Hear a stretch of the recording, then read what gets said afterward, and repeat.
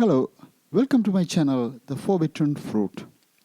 People always ask me whether to buy or not to buy 16GB RAM. That's the question, an existential one. But it becomes emotional to the point of starting a fight. For me, it's all about what I am going to do with what I have and what I can afford. It is simple as that. Mind you, I spent $10,000 in 1988 to buy a Mac 2 to start up a weekly newspaper. And it had 4 MB RAM and 80 MB hard drive. So when people ask that question, I ask them back, what are you going to do? They are not sure. Before we get into the details, let's talk about why we got into this mess. Apple knows very well that now, with all the big multi-gigabyte size operating system, graphics software, and big media files, 8 GB is bare minimum. For the price Apple charges, we should be getting 16 GB memory as the minimum. Apple have this bait and switch strategy, enticing with a low price and then making us pay more if we want to get the real McCoy. One of the Apple VP said, having an 8 GB RAM in the new M-class CPU is like having 16 GB RAM in the similar Intel CPUs. I don't know whether this statement is helpful. Even the price Apple charges for bare minimum configuration is way higher than similar configuration in PC machines. But we love Macs, so we scrape the money and buy the bare minimum, thinking we can get away with that. Sometimes it works, sometimes it's not. When you push the limits, you are going to have dropped frames, longer processing, generating, and rendering times. It becomes really frustrating. If the memory prices Apple charges are similar to PC machines, nobody would care. Nobody would be asking this silly question like gun pointed to the head. I spent $30 to upgrade my 2012 Mac Mini from 8 GB to 16 GB. That's how it has been all along. We buy the bare minimum and upgrade when the prices come down. In the PC world, nobody is losing sleep over this existential question. They buy whatever they want or afford. Then they can upgrade if they want for a cheaper price.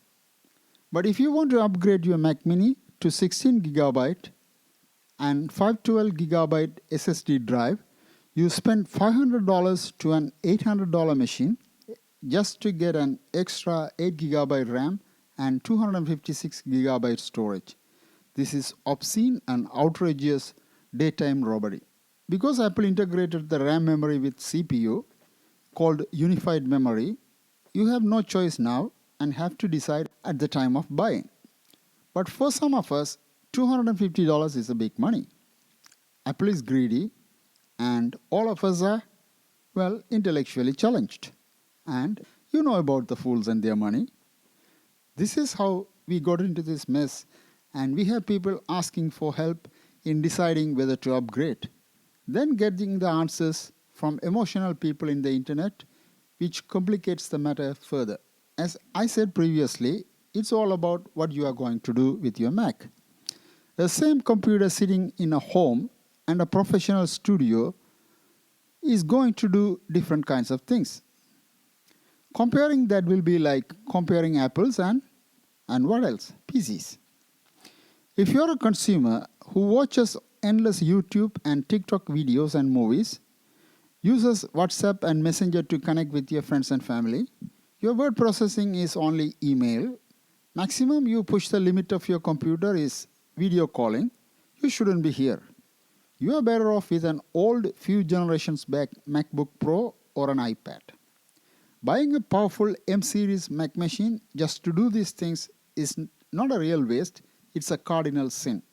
You should buy an old MacBook Air for a couple of $100 and you should live happily ever after. My 2017 MacBook Pro is still screaming. 3-4 years ago, I bought it for $300. If you are a professional consumer or prosumer who loves creating things and also try to make an income stream aside, you should be fine with 8 GB RAM. Any software that comes with your Mac or you can get for free at the App Store like GarageBand, Photos, iMovie, Pages, Keynote, or Microsoft Office Bundle, even Adobe InDesign and Illustrator because vector files are small, and Photoshop if you do reasonably complicated graphics. All can run on 8 GB Mac flawlessly. Even Final Cut Pro and Adobe Premiere can be run if you don't have that much special effects, something like your vacation or your child's birthday or game or stage performance video. But you have to be realistic. You are not going to run Hollywood level special effects on your tiny little Mac Mini. These prosumers can save the money by skipping the upgrading, buy the essential things they really need for that money. I made a couple of videos on the topic. You can watch them in my channel. But things will get complicated if you dive into serious work or when you want to run many applications at the same time. For anyone who uses their computer for their professional studio work or depend on their computer to make a living, they should get the upgrade to the maximum they can afford. Because files are big, you need more capacity to hold those files for processing. If you want to run Final Cut Pro, Motion, Pro Tools, Logic Pro, Adobe Premiere, After Effects, Photoshop, software that are audio and video media rich, you should upgrade without hesitation. Even in your home environment, if you use them day in, day out, you should too. That's a necessary evil. When you do professional work and are able to bill by the hour, you don't want cropped frames to show your shoddy work. Or you don't want to wait minutes for the Mac to process, generate, and render the files. Buy the upgrade and be done with that to keep that anxiety out of your mind. You have a lot of other things to concentrate and worry about. You will make that money back at no time or forget that expense in no time. You're not going to regret it for the rest of your life.